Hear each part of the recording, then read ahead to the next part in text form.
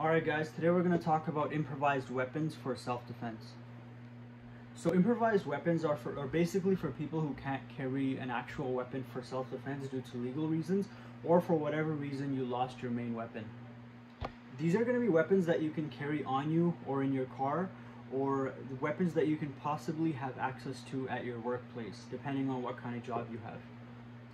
This video is going to give you some ideas on what you can keep on you or around you, and at the very least train your mind on what to look for and what can be used when you're in a bad situation. So first off, I think everyone should have some sort of self-defense skills, because your first weapon, if you have nothing on you, is your hands and feet. Everyone should know how to throw a proper and hard punch at the minimum.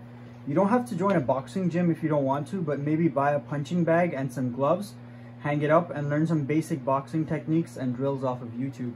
Okay, so now to the improvised weapons. These are items that aren't designed to be weapons, or are usually not considered to be weapons by the average person, but can be used as one. So first off, we got the self-defense monkey fist keychains. So basically what they are is a lot of paracord, and they're wrapped around a steel ball bearing. And the good thing about this is you can keep it on your keys and have it easily accessible at all times. And another thing, it won't alarm anyone like an actual weapon would. But one thing to make sure, don't get those little tiny ones, because those are just going to make someone angrier if you actually hit them with it. Get something that has some heft to it, where if you feel like if you hit someone with it, it'll actually do some damage. Next up is a rolled up book or magazine. Now, I don't know if anyone still walks around with a magazine, but you could keep one in your car, or maybe if you get attacked at the doctor's office waiting room, you could roll one up, kind of like that, and use it. Next up is a belt. Now this is obviously, if you have the time to take it off and use it, you could go ahead and use it. So you could swing with this, hit him with the metal part of that, or you could actually use it as a garrote to restrain someone.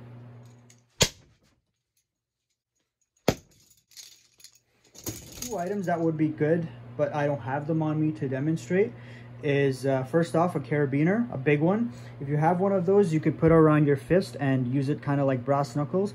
The second is a padlock and chain. I'm not saying people actually carry a padlock and chain with them, but if you're riding your bicycle and you keep one on your bicycle, you could take that off and use the chain and the padlock and swing it as a weapon. Or maybe just the padlock, you can wrap it, or you can put your fingers through it and actually use that as a makeshift brass knuckle as well. Now, if you get attacked while listening to your Walkman, you could take out the CD, break it in half, and kind of just use it as a makeshift blade and slash with it. Now what we got is a coin purse leather sap. Now this is, I know no one takes change nowadays, but you could fill this up with your unused change and put it on your belt using that clip. And this can be an amazing weapon, especially where saps are not allowed. This is not a sap, this is a coin purse. So what I like about these is you can keep them on your belt and they don't look like a weapon. So when someone says, give me your lunch money, just pull this out. Next up, we have our keys as a weapon. These are good because you always have them on you. Now, everyone tells you to do the whole like put it in between your hands. I really doubt that's going to be effective. It's probably going to hurt you more because the key is going to come back and cut your fingers open. What I recommend is, instead of that, either use your monkey fist if you have one, or get some sort of lanyard and actually swing your bundle of keys at them. That's a much more effective method than actually trying to put your hands like this and taking the time to do that. Just grab the lanyard and swing it at them. Hit them as hard as you can. Next up, we have pens. We have regular pens, zebra steel barreled pens, and tactical pens. And the good thing about a pen is most people have them on them or at the office, so you can easily access a pen. If you don't have a steel barrel pen or a tactical pen, you could still use this. They make fine puncturing weapons, but I would go for something like this, where you can keep on hitting someone and they won't get damaged. These will probably break eventually after a few shots, but these two are really good. Now, if If you carry a laptop bag or a backpack, these can make a great weapon because they're already in your hand and you could swing it at someone. I know a lot of people, what they're doing nowadays is putting one of those strike plates for bulletproof vests inside the actual bags to make a shield. But if you have one of these inside your bag, they'll make a really good and heavy weapon to swing at someone. Next up, we got rings. If you wear rings or decide to wear rings, they can be used as a makeshift brass knuckle. A hammer, a tool that some people keep if they are working a construction job or maybe it's a mechanic. I'm not saying that everybody carries a hammer, but some people have one for work and it can be a very effective weapon. An ice scraper. If it's winter time and you need your ice scraper, you could keep that on you and also use it as a self-defense weapon. A knife. It's not a weapon, it's a tool. So think if you're a chef at a restaurant and you're at the back chopping vegetables and someone swings open the doors and says your food sucks and they try to attack you for it, you could possibly use this knife as a self-defense weapon in a life-threatening situation, of course. Next up, we have a screwdriver. Again, depending on what your day job is, you may have different tools on you. So if you're working a job where you require a screwdriver and you have one nearby in a self-defense situation, this can be a very effective weapon. A multi-tool. Now this can be used as a coup baton just like that, or you can actually pull out the knife and use that.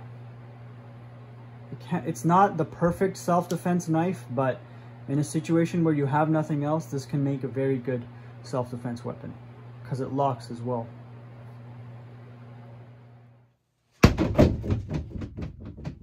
So hot coffee, you're walking around and you got your coffee in your hand and someone tries to attack you, just throw the coffee in their face. It'll give you a chance to run away or deliver a follow-up attack on them and completely stop the threat, depending on what you choose. And of course, you can grab their cup and throw it in their face or hit them with it. Next up, we have flashlights. I have a little Olight S2R2 Baton 2 flashlight. This is my EDC one. I always have this on me. Flashlights are good because you can flash it in someone's eyes and you can strike with the flashlight, or you can use your other hand to punch them. I got the Maglite over here. This is the one that I keep in my car. They're both great weapons. This is good for swinging, obviously. This will do a lot more damage than that when you're swinging it, but they're both good in their own situations. Glass breakers are good too. You always keep one in your car, so if you have to, you can use it as a good striking weapon. Stainless steel water bottles are good. You could strike with these. A letter opener. Obviously, no one would carry one, but if you're at your office and a situation arises, you can use this. Umbrellas are good too. If you have one in your hand, you can use it as a striking weapon.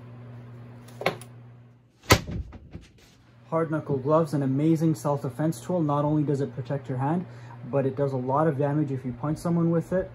And the best part is there's no special training required. You just start throwing punches.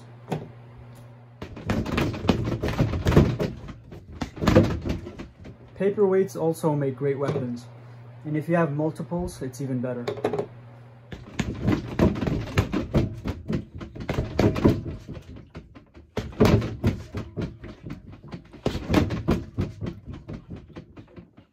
Alright guys, let me know in the comments if I missed any improvised weapons, and that's it for the video. Thanks for watching.